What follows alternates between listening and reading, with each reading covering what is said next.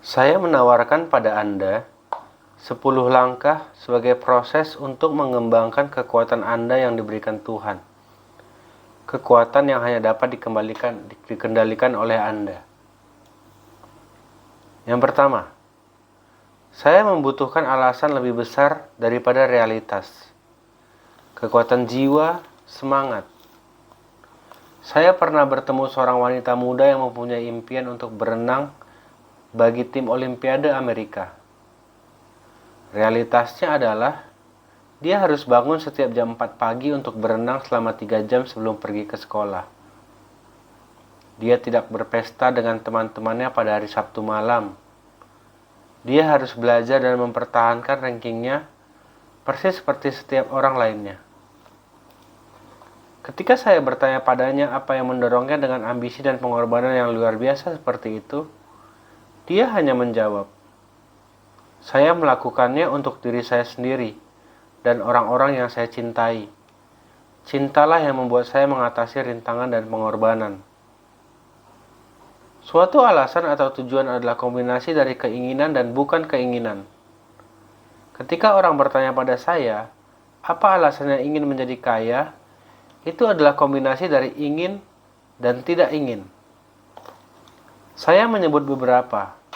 Pertama, tidak ingin, karena itu menciptakan keinginan. Saya tidak ingin bekerja seumur hidup saya. Saya tidak ingin apa yang diidam-idamkan oleh orang tua saya, yaitu keamanan kerja dan sebuah rumah di pinggiran. Saya tidak suka menjadi karyawan. Saya benci bahwa ayah saya selalu tak sempat menonton permainan sepak bola saya, karena dia terlalu sibuk bekerja untuk karirnya. Sekarang soal ingin. Saya ingin bebas untuk berwisata keliling dunia dan menikmati gaya hidup yang saya sukai. Saya ingin melakukan hal ini ketika usia saya masih muda. Saya ingin bebas. Saya ingin mengendalikan waktu dan hidup saya. Saya ingin uang bekerja untuk saya. Seperti kata saya, berharap dapat mengatakan bahwa itu mudah. Itu tidak mudah, tetapi itu juga tidak sulit. Namun tanpa alasan atau tujuan yang kuat, apapun dalam hidup ini adalah sulit. Yang kedua, saya memilih tiap hari. Kekuatan pilihan. Inilah alasan utama orang ingin hidup dalam sebuah negara bebas. Kita menginginkan kekuatan atau kekuasaan untuk memilih. Secara finansial, dengan setiap rupiah yang kita peroleh di tangan kita, kita mempunyai kekuatan untuk memilih masa depan kita untuk menjadi kaya, miskin, atau kelas menengah. Kebiasaan kita menghabiskan dengan berbelanja mencerminkan siapa diri kita. Orang miskin hanya memiliki kebiasaan menghabiskan, membelanjakan yang buruk. Pertama-tama, berinvestasilah dalam pendidikan. Dalam kenyataan, satu-satunya aset real yang Anda miliki adalah pikiran Anda. Alat yang paling kuat yang kita kuasai. Seperti yang saya katakan tentang kekuatan pilihan, kita masing-masing mempunyai pilihan tentang apa yang kita letakkan dalam otak kita pada saat kita cukup tua. Saya meninjau kekayaan saya cukup lama. Saya tidak menganut mentalitas kaya dengan cepat yang dimiliki oleh kebanyakan pemain lotre atau kasino. Saya bisa keluar masuk saham, tapi saya punya banyak pendidikan. Jika Anda ingin menerbangkan pesawat, saya anjurkan Anda pertama-tama mengambil kursus tentang cara menerbangkan pesawat. Saya selalu kaget pada orang yang membeli saham atau real estate, tetapi tidak pernah berinvestasi dalam aset mereka yang terbesar, yaitu pikiran mereka. Hanya karena Anda membeli sebuah atau dua buah rumah, tidaklah membuat Anda menjadi ahli dalam real estate. Yang ketiga, memilih teman dengan hati-hati. Kekuatan persahabatan yang paling utama yang saya tidak memilih teman-teman saya berdasarkan keadaan finansial mereka. Saya mempunyai teman yang nyata-nyata berkaul kemiskinan, dan juga teman yang memperoleh penghasilan jutaan dolar setiap tahunnya. Maksud saya belajar dari mereka semua, dan secara sadar saya berusaha untuk belajar dari mereka. Namun demikian, ada satu perbedaan yang ingin saya tunjukkan. Saya telah memperhatikan bahwa teman-teman saya yang memiliki uang pasti berbicara soal uang, dan saya tidak bermaksud membual. Mereka tertarik pada masalah ini, maka saya belajar dari mereka, dan mereka belajar dari saya.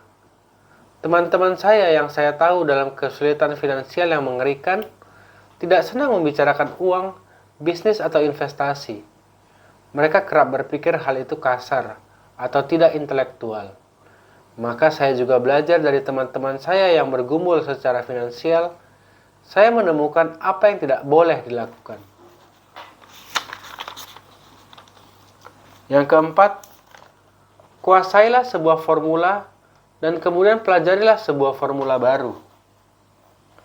Kekuatan untuk belajar dengan cepat.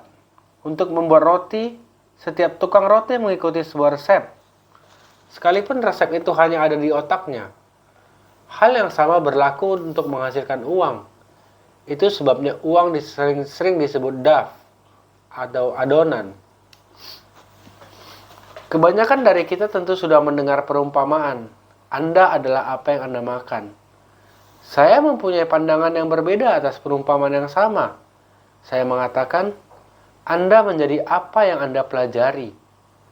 Dengan kata lain, berhati-hatilah dengan apa yang Anda pelajari. Karena pikiran Anda begitu kuat, sehingga Anda menjadi apa yang Anda letakkan dalam kepala Anda. Misalnya jika Anda belajar memasak, maka Anda cenderung untuk memasak. Anda menjadi seorang koki. Jika Anda sudah tidak mau lagi menjadi koki, Anda harus belajar sesuatu yang lain. Misalnya saja guru sekolah. Setelah belajar mengajar, Anda seringkali menjadi seorang guru. Dan seterusnya.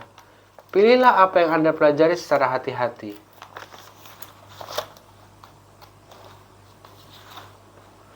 Yang kelima, bayarlah diri Anda terlebih dahulu. Kekuatan disiplin diri. Jika Anda tidak dapat mengontrol diri Anda sendiri, jangan coba-coba untuk menjadi kaya. Pertama-tama Anda mungkin ingin bergabung dengan angkatan bersenjata atau suatu ordo religius, sehingga Anda dapat mengontrol diri Anda. Tidak masuk akal untuk berinvestasi, menghasilkan uang, dan menghambur-hamburkannya. Kurangnya disiplin diri inilah yang membuat kebanyakan pemenang undian bangkrut segera setelah mereka memenangkan jutaan dolar. Kurangnya disiplin diri inilah yang menyebabkan orang yang mendapat kenaikan gaji segera berpergian dan membeli mobil baru atau kapal pesiar.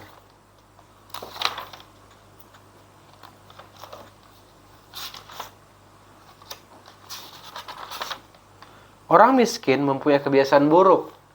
Suatu kebiasaan buruk umum yang secara sederhana disebut merogoh tabungan. Orang kaya tahu bahwa tabungan hanya digunakan untuk menciptakan uang lebih banyak, bukan untuk membayar rekening. Saya tahu kedengarannya itu keras. Tetapi seperti saya katakan, jika Anda tidak keras di dalam, dunia akan selalu mempermainkan Anda. Yang keenam, bayarlah broker Anda dengan baik. Kekuatan nasihat yang baik. Saya sering melihat orang menempelkan tanda di depan rumah mereka dan mengatakan, dijual tanpa perantara. Atau saya melihat di TV sekarang ini banyak orang mengklaim menjadi broker diskon. Ayah saya yang kaya mengajar saya untuk mengambil arah yang berlawanan. Dia percaya dalam membayar para profesional dengan baik, dan saya mengambil kebijakan itu juga. Sekarang saya mempunyai para pengacara, akuntan, pedagang perantara real estate, dan saham yang tinggi upahnya. Mengapa? Karena jika, dan benar-benar jika, orang-orang itu adalah kaum profesional, jasa mereka pastilah mendatangkan uang bagi Anda. Dan semakin banyak uang yang mereka hasilkan, semakin banyak uang yang saya peroleh. Apa yang saya bayarkan kepada seorang broker adalah kecil dibandingkan dengan uang yang saya hasilkan dari informasi yang mereka berikan. Saya sangat senang ketika broker real estate atau broker saham saya menghasilkan banyak uang. Karena itu biasanya berarti saya memperoleh banyak uang. Yang ketujuh, jadilah seorang Indian giver. Kekuatan memperoleh sesuatu secara gratis. Ketika pendatang kulit putih pertama tiba di Amerika, mereka tercengang oleh praktek budaya yang dimiliki oleh beberapa orang Indian di Amerika. Sebagai contoh, jika seorang pendatang kedinginan, orang Indian akan memberi dia selimut. Karena si pendatang mengira bahwa selimut itu adalah pemberian, mereka seringkali diganggu oleh orang Indian yang meminta kembali selimut itu. Orang Indian juga marah ketika mereka menyadari bahwa para pendatang tidak mau mengembalikannya. Dari situlah istilah pemberi Indian, Indian giver berasal. Sebuah kesalahpahaman kultural yang sederhana. Dalam dunia kolom aset, menjadi pemberi Indian adalah penting untuk kekayaan. Pertanyaan pertama seorang investor yang canggih adalah, seberapa cepat saya mendapatkan kembali uang saya? Mereka juga ingin mengetahui apa yang mereka peroleh secara cuma-cuma, juga disebut sepotong tindakan. Itu sebabnya laba investasi atau laba dari dan atas investasi begitu penting. Benar, saya kehilangan uang pada banyak kesempatan, tetapi saya hanya bermain dengan uang yang memang saya sediakan untuk itu. Saya akan mengatakan, pada rata-rata 10 investasi, saya sungguh-sungguh mendapatkan untung dari 2 atau 3 investasi, sementara 5 atau 6 tidak sama sekali, dan rugi dalam 2 atau 3 lainnya. Tetapi saya membatasi kerugian saya hanya sebatas uang yang saya miliki pada saat itu. Bagi orang yang membenci resiko, mereka menaruh uang mereka di bank, dan dalam jangka panjang, tabungan lebih baik daripada tidak ada tabungan. Tetapi dibutuhkan waktu yang lama untuk mendapatkan kembali uang Anda. Dan dalam banyak hal, Anda tidak mendapatkan apapun secara bebas dengan tabungan itu. Dulu mereka membagi-bagikan toaster, tapi sekarang mereka jarang sekali melakukan hal itu. Yang kedelapan, aset membeli kemewahan. Kekuatan fokus. Anak seorang teman telah mengembangkan kebiasaan buruk dalam memboroskan uang. Baru berumur 16 tahun, dia ingin mempunyai mobil sendiri. Alasannya, semua orang tua temannya memberi anak-anaknya mereka mobil. Anak itu mau memakai tabungannya dan menggunakannya sebagai uang muka. Itu terjadi ketika ayahnya menghubungi saya.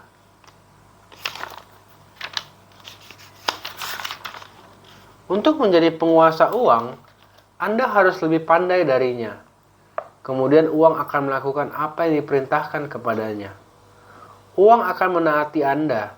Alih-alih menjadi budak uang, Anda akan menjadi penguasa uang. Itulah kecerdasan finansial. Yang kesembilan, kebutuhan akan pahlawan. Kekuatan mitos. Ketika saya masih bocah, saya sangat mengagumi Willie Mays, Hank Aaron, Yogi Berra. Mereka adalah pahlawan saya. Sebagai bocah yang bermain di liga kecil, saya ingin menjadi persis seperti mereka. Saya mengumpulkan kartu-kartu bisbol mereka. Saya ingin mengetahui apa saja tentang mereka.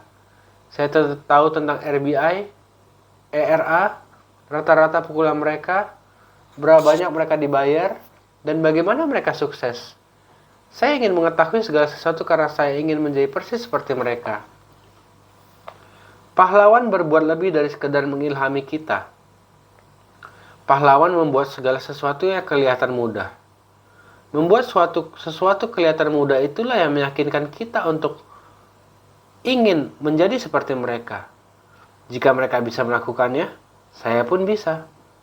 Bila menyangkut masalah investasi, terlalu banyak orang membuatnya kedengaran sulit, bukannya menemukan pahlawan yang membuat investasi kelihatan mudah.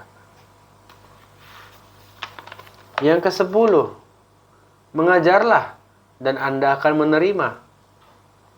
Kekuatan memberi. Kedua orang tua saya adalah guru. Ayah saya yang kaya mengajarkan sebuah pelajaran yang saya bawa sepanjang hidup saya. Dan itu adalah perlunya bersikap penuh belas kasih atau memberi. Ayah saya yang berpendidikan memberi banyak melalui waktu dan pengetahuan. Tetapi tidak pernah memberikan uang. Seperti saya katakan, dia biasanya mengatakan bahwa dia akan memberi bila dia mempunyai uang lebih. Tentu saja jarang ada uang lebih. Jika saya dapat meninggalkan satu gagasan tunggal untuk Anda, ya gagasan itu. Kapanpun Anda merasa kekurangan atau membutuhkan sesuatu, Berikanlah dulu apa yang Anda inginkan, dan itu akan kembali pada Anda berlimpah-limpah. Itu benar untuk uang, sesungging senyum, cinta, persahabatan. Saya tahu hal itu seringkali merupakan hal terakhir yang mau dilakukan seseorang. Tetapi itu selalu berhasil untuk saya. Saya percaya bahwa prinsip timbal balik itu benar, dan saya memberikan apa yang saya inginkan. Saya menginginkan uang, maka saya memberikan uang, dan itu kembali berlipat ganda.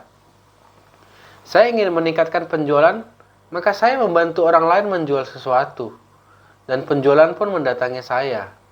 Saya menginginkan koneksi, dan saya membantu orang lain mendapatkan koneksi.